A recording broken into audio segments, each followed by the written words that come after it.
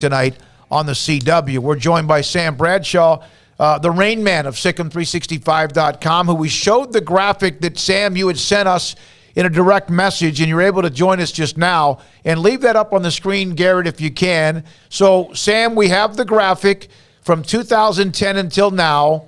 The Big 12 on the left side, which I think you said that's Baylor's earnings, but everybody in the Big 12 on the left. Colorado and what they've earned in the Pac-12 on the right. And then, of course, the delta of how much difference there is, including $15 million just 3 years ago. What made you get into this? Thanks for having me on. And two things kind of brought this on. One, I saw somebody do just a smaller snippet of the years there, just as a bit of a breakdown. And then from there, got to the question of what is the grand sum total since they decided to leave, including the exit fee. And then beyond that, there's just this constant question of why is it taking so long for them to make a decision to either stay or go? You know, are they going to sign a grant of rights? Are they going to decide to leave? Why is it taking long? Well, a large portion of why it's probably taking so long is they've lost close to $70 million because they were very hasty in terms of leaving. And at the time, I understand it looked like 6 teams were leaving the Big 12 with 5 coming with them. But, you know, in hindsight, it's been a bit of a snafu for them, where conservatively it's $67 million plus whatever they sell their Tier 3 television rights for. And it's definitely been a money loser for them. And I can completely understand them wanting to have hard numbers from the Pac-12 before they make a move. Sam, would this... I mean, again, we haven't heard anything that would be definitive on anything either way, but this does lead to, like, the theory that Colorado would be one of the first ones to go because they can compare their numbers previous and current and all that better than maybe anybody else in the league because they were in the Big 12, and this has not worked out for them, and any metric, and financials the most important one to college athletics these days. Well, I don't know if it necessarily hints at anything necessarily impending for them versus somebody else, but I do think it stands to reason that they can look at schools that they were peers with a decade ago and see that Texas Tech, they're getting 45% of the cumulative viewership over that time in my data for nationally rated networks because so many games are shoved onto Pac-12 network. You know, the exposure's down. They've lost money over this time period going to the Pac-12. You know, even if you say that, well, the Big 12 is splitting it 2 more ways, well, they're probably going to have a higher payout with Colorado in the fold than they would otherwise. And even then, $67 million is quite a deficit to chip away at with rationalizations like that. It's going to be pretty interesting to see how this plays out because if I'm Colorado, I want hard numbers because, you know, these are institutions. They've got people with a lot of different opinions, and there's probably a contingent at that university since they get so many of their students from the West Coast because they get a lot of things and a lot of those ties from the West Coast. There's probably a contingent that's reluctant to leave, and politically it would probably play better if they could point to a number and say, see, this says we're going to make tens of millions more coming over this way versus staying. And that would give people who want to leave a lot more cover. If I'm George Kliavkoff and I, for some reason, don't have a good deal already, and we'll find out whether he does or not, but if I don't, I am kicking that can down the road as long as I can to make it as uncomfortable as possible on anybody who would push to leave. Some of the responses, I'm going to read them, and you can respond, Sam, to your post on Twitter. This is really interesting. Is it on the main CU Form 990? Where do I find it? I have never interacted with that form before. Would love to take a look at the numbers myself. Right. If you search for 990 forms for any of the major conferences, they're all registered as nonprofits, and that's the nonprofit tax form.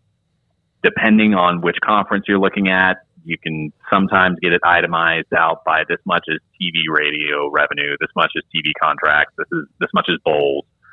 Some of them are itemized that way. Some of them are kind of lumped together in terms of revenue sources. But you also get an itemized breakdown for the vast majority of these of this school got X, this school got Y, this school got Z is the league distribution for that year, which is not just television revenue. That's bowls, that's March Madness, that's everything after expenses that they distributed out to the school. Sarge wants to know, go back further than 2010. If I remember correctly, Colorado was losing major money prior to the move. That was part of the reason for the move. Right. Two issues with going back further than 2010. The first issue is we're looking at Colorado's decision in 2010. So the relevance to that decision is pretty limited going back further than that. And then also with the television deals that they had prior to the contracts that kind of were started around the time that Colorado joined the Pac-12, that prior round of contracts were very, very similar per school. You're talking within $600K of just TV revenue. And considering that the Big 12 typically runs their overhead leaner than the Pac-12 has over the last decade or so, the difference is not going to be much to spit at. So, I mean, I could put the numbers up, but it's not really going to make a whole hill of beans difference. Couple more things. Bender, I'm going to play devil's advocate. Let's say we are placing too much emphasis on sports. How much more did Colorado gain, if any? Academic funding, grants, did the money they lose from college sports outweigh what they gained from academics? I'm sorry, I can't hear you. Okay. One of the responses or questions was, are we placing too much emphasis on sports? How much money did Colorado gain, if any, in academic funding and grants? Well, in order to get that, you have to look at things in context. First off, did it go up? Did the overall nation as a whole get more grant money? And are those rises proportional to that? How much of that is attributable to the Pac-12? They were already, I saw one chart that showed their research increases were starting long before they even had any serious conversations about joining the Pac-12. So how much is directly attributed to that?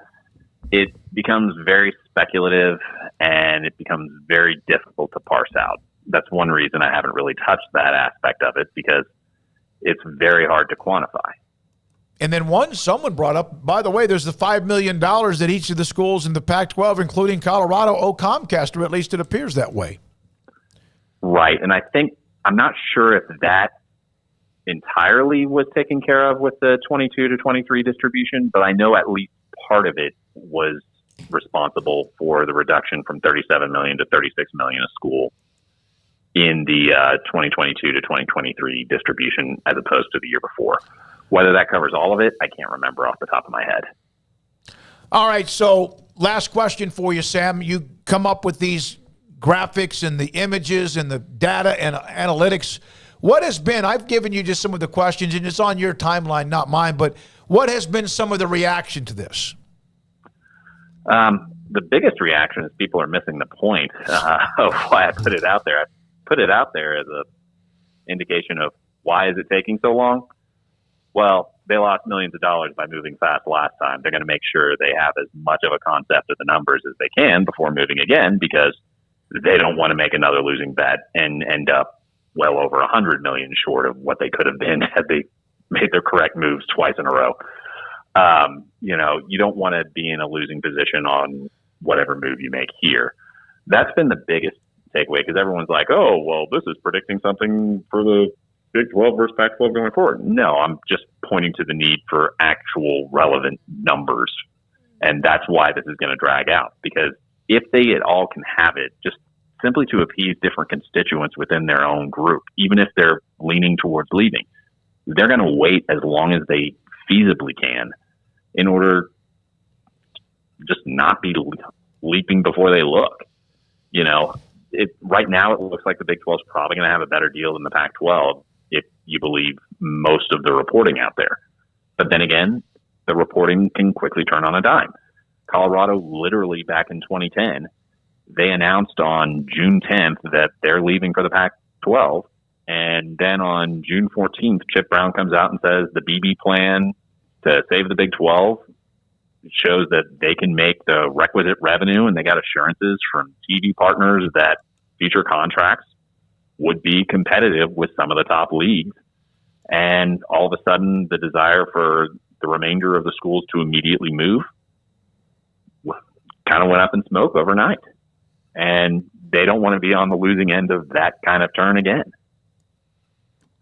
I just sent you a story, by the way, that we had mentioned earlier, the story on Yahoo Sports about ESPN and Comcast are at the table on negotiations perhaps involving Hulu as an option of money that might be coming available. Different options. It's an article by Matt Zemek, and I just sent that to you, direct message for you to look through and see if any of that makes sense to you. Yeah, I'll definitely take a look. When it comes to the Pac-12, by the way. Yeah. Yeah.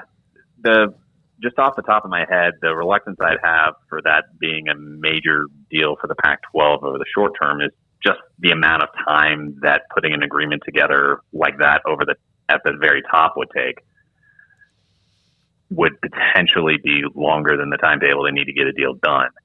But then again, this is the first I'm hearing of it, and I could potentially be very wrong on that. If I am, I'll own it. No, I mean, we're looking at all the scenarios. That's what we've done. Just wanted you to know about it so you can digest it and spit it out one way or the other. Sam, thanks for your time and all your work. We appreciate it. Thanks for having me on. You guys have a great day. Bradshaw on 365 Sports.